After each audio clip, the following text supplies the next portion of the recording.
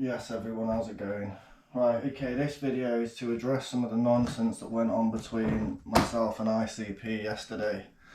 So, I've not really given this information out before, but I will now purely for contextual reasons. Now, my name or alias name is Al Sky, and that's my skydiving alias name. I don't have my real name on the internet because of what I do for a profession, and I like to keep play and work separate, let's say. Now, I'm the founder of Morally Bankrupt Developments, which isn't just me building cars, there's a plan for this, okay?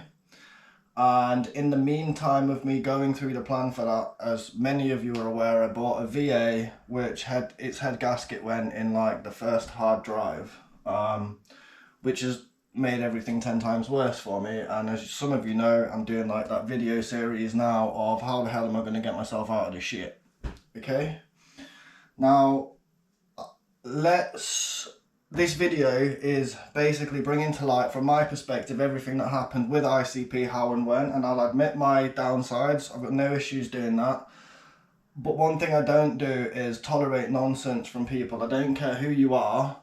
If you lie and you give nonsense, there's going to be some kind of pushback from that, right? And I would have let this go up until the point that ICP tried calling me out as abusive online. But because they did that, I can't really let this go. We need to cover quite a lot of information in this video, so I'm going to be flitting between this and that, so I make sure that I get everything down as correctly as possible. So we'll start with the basics, right? I will log on to ICP's store, and I always have an issue with their website whereby I can never use the same email address twice, because if I try to log back in with a password that I know is correct, it claims it can't find the account, but then I try to re-register it and it won't let me re-register it. That's the single reason I ordered from them via eBay. There's nothing more to it than that. Now, on their website, they've got a listing. I've literally pulled it up in front of me so I get this accurate. Right, and it says ICP 230 clutch kit, ICP quality assured parts, it's clutch kit, etc. Okay, nowhere does it say XED, fair enough. However, the image that they've used, the stock image that's being used, is blatantly the XED clutch, and the price band is also the same price for the XED clutch, as proven, as I will prove later in this video. That leads you to believe you're going to get a standard replacement XED or near quality clutch. Now the near quality thing is the thing that I'm hitting on here, okay? So I assumed I'll place that order, I'll get something that looks like the stock clutch. It might say XED, it might not, but it'll look like that and it will perform the same. And that's not what happened. I got sent a blueprint clutch, a blueprint clutch, which we will discuss the ins and outs of in a bit of detail later on. Either way, at that point, I called ICP calmly and I said, look mate, I don't know why you've sent me this out. It's not what I ordered, it's not what I expected. It doesn't even appear to meet the normal specifications of the OEM clutch. Again, we'll discuss this in a bit more detail. And they were like, oh, we'll just send it back then. So I logged onto eBay, I tried to go to the return and it wouldn't let me return it, and we'd hung up the phone by this point. And then at this point, I also went and Googled the part number of this clutch and saw that you could buy them for as little as £80 in some cases. Averagely 130, and I just spent 230 on this, right? So I'm like, well, this isn't right. It doesn't look right. It doesn't look like it meets the specifications, and I can buy it for half the price. So naturally, I got a bit annoyed at that point, and I called them up, and I literally had a conversation, the same conversation with them before, but I was like, look, I can't return it on eBay, this and this is going on from the account side. And I said to them, look, you're taking the piss sending something out like that, because you can go buy it for 130 quid. I felt at that point like taken advantage of, quite frankly, and I'm like, well, I'm not having this, bollocks to it. So it was like, send it back, and I was like, I will, but what are you going to do to sort it out? Now, from a customer perspective, really the expectation is one of a few things. He either goes, no, you bought the wrong one, the right one's here, you need to send us 50 quid, we'll send you it out next day. That would have been one way to deal with it. Or, no, we don't have it in stock, I apologise for the inconvenience, whatever. That would have been another way to deal with it. Or, we've got it here, we'll ship it out next day, you ship that back and track it. And at that point, I would have literally sent the blueprint one back at my own cost and not thought anything of it. Oh, it's a mistake, it happens. But the attitude that I felt I was met with wasn't that. It was just, well, return it, mate, just return it. And I tried explaining to him, I was like, mate, I've got a car at the moment, which I'm trying to get built up and sorted out.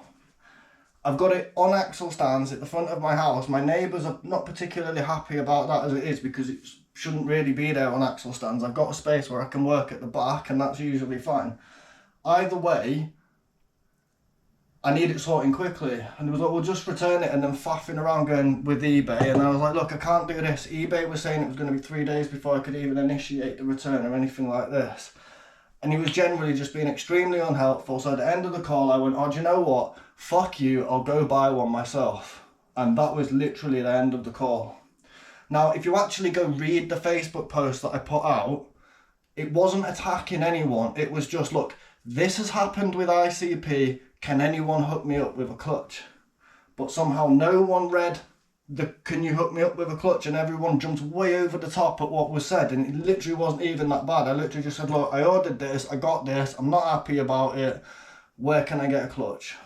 Okay? And then the whole shit jumped out from there, and Luke started jumping in on the conversation and calling me out as abusive, and this is why this ain't getting let live for now. So, as you're fully aware, we had the argument on Facebook, and this is for me to explain why I was arguing.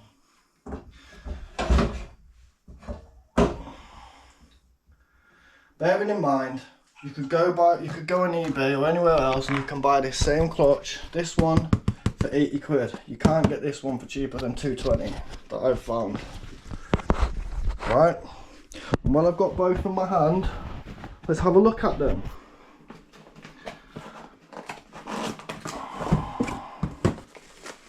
I'm not going to unwrap theirs all the way because I'm not trying to be a dickhead here. Well, I'm not trying to overly be a dickhead for the sake of it. So the first thing you notice, or the first thing I noticed, was the springs. Now they act as like a damper between the clutch being on and off, and how sharp the pedal feels and how sharp the bite feels. Now the OEM one is 4 large springs, this is obviously 6 small. That's going to feel softer than that, no two ways about it. Now if you look at the actual rope pattern in it, this is much thicker, much more concise. And not only that, in my opinion, the grooves here, there to there, are much deeper on the XZ than they are on this. This means this is going to be more spongy, less feeling, and it's not going to last as long. In my opinion, there's just no two ways about it. It's going to change the entire feel of the car. And for someone who's learning to develop cars, not just build them, but learn to develop them, learn to add new things to them, learn how to code around issues and all of that type of thing, that's not acceptable. I need to be able to feel what the OEM felt like, which was why I bought what it said on the listing, which was a standard replacement. That's not a standard replacement, that's a wanky replacement. And this is the thing where I've got a problem with it. If we look at the throwout bearing as well, this one's open, I can show you the actual thing. It's just not the same. It feels very loose there.